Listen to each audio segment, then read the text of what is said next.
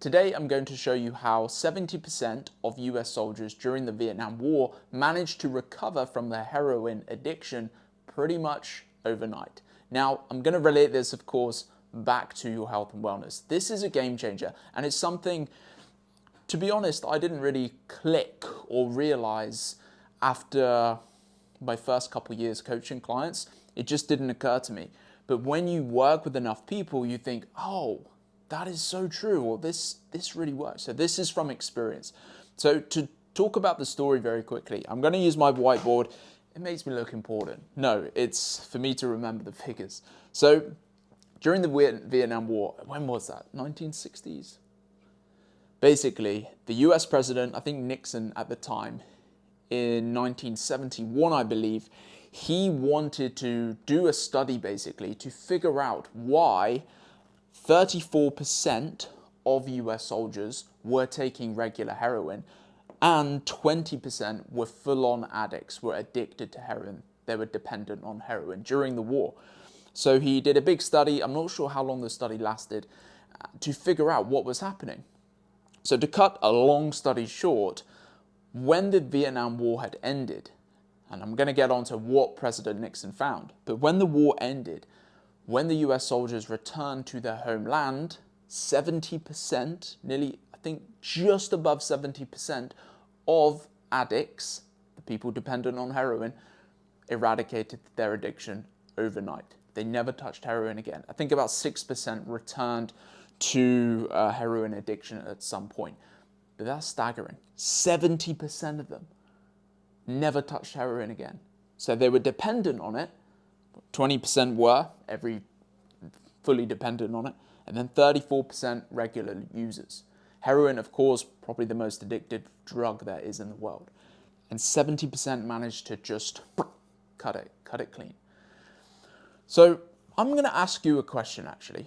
Why do you think that happened? Let me give you 10 seconds. See if any answers come to your mind. They went from Vietnam back to their home. Okay, I'm not sure if anyone's watching, so I'm going to carry on. There's obviously a myriad of things happening, of course, but there's one huge thing which the study found, kind of after the study as well, it came to light a bit more, was the power of their environment. And it sounds simple, right?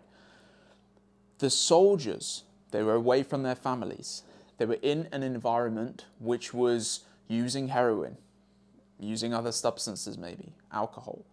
They were out of an environment they were used to and in an environment they weren't used to. So the environment they were in was appeasing, is that the right word?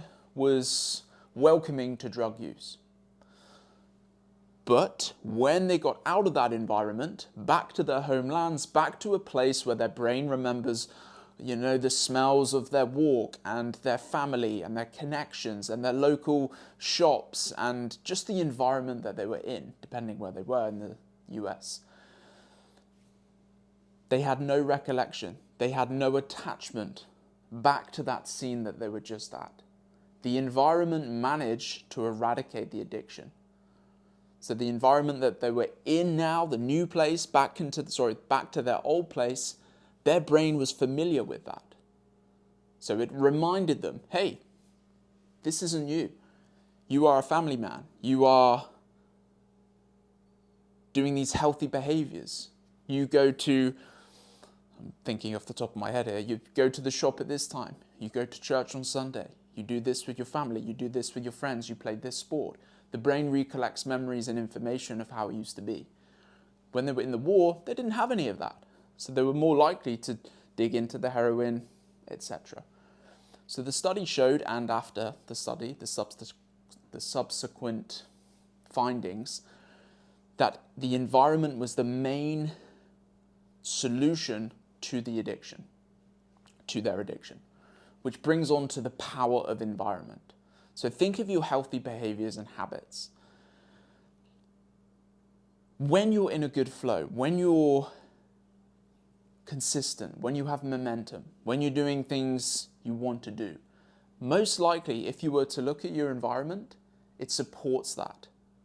It supports what you want to do. For example, if your goal and your habit was going to the gym, most likely your environment supported going to the gym. You might have a healthy habit of putting your workout clothes out in the morning. You might have a healthy habit, simple habits like making sure they're clean. You're more likely to wear clean clothes than dirty ones. If your habit was to eat more vegetables, most likely your environment was designed to support that. You'd have vegetables in the fridge, you'd make sure you buy them at the shop, and you'd probably not buy desserts and treats and all those sort of things, or the hyper-palatable foods. So your brain was geared, yep, I'm going to pick the vegetables. Inversely, think of unhealthy habits.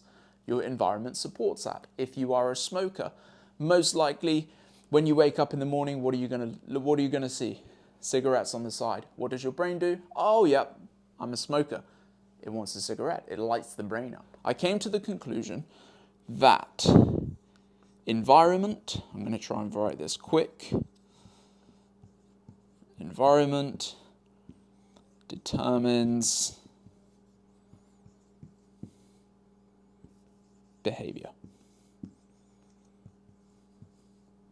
If you're in America, I have spelled that right. We use a U. I think you guys just use an R. So your environment determines your behavior. So bringing it back to you, present day, right now, what are you trying to build? Does your environment support that? Going to the gym. Do you have your workout clothes set out in the morning, or are they hidden away? Drinking more water. Do you have water where you can see it during the day while you're working? Water bottles. Does that support your habit of drinking more water? Or is there no water around you? There's no clues, there's no environment triggers for you to drink water. Is it supporting you? Nutrition. If you're wanting to eat better, more nutrient-dense food. If you look in your fridge, is your environment supporting you? Yes or no?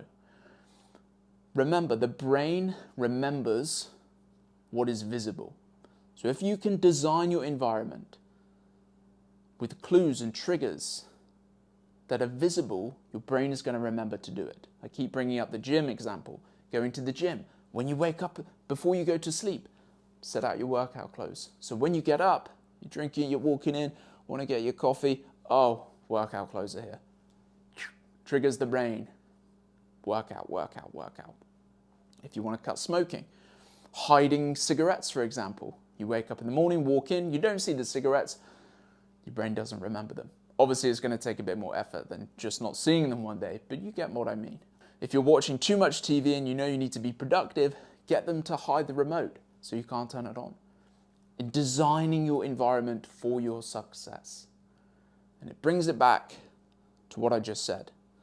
The brain loves visibility. So if you can think of your habit and goal, how can you design your environment where there are visible triggers for you to remember to do it? Remember, environment determines your behavior. Inversely, design your environment, or inversely, sorry, I was going to say, your brain doesn't remember things that are invisible. So design your environment. If you're trying to cut a habit out, make it invisible. Make it invisible so there are no cues and triggers.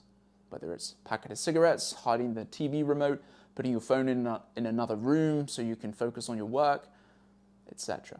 So really think about your goal and habit that you're trying to build. And the simplest thing that you can do to make sure you start driving the behavior that you want is to design your environment to support that. Environment determines your behavior. Your brain loves visibility. Design your environment to see those cues and triggers to support the goal that you want, or make it invisible in your environment. I think that makes sense. Cool. I'm going to leave it there. It's getting late.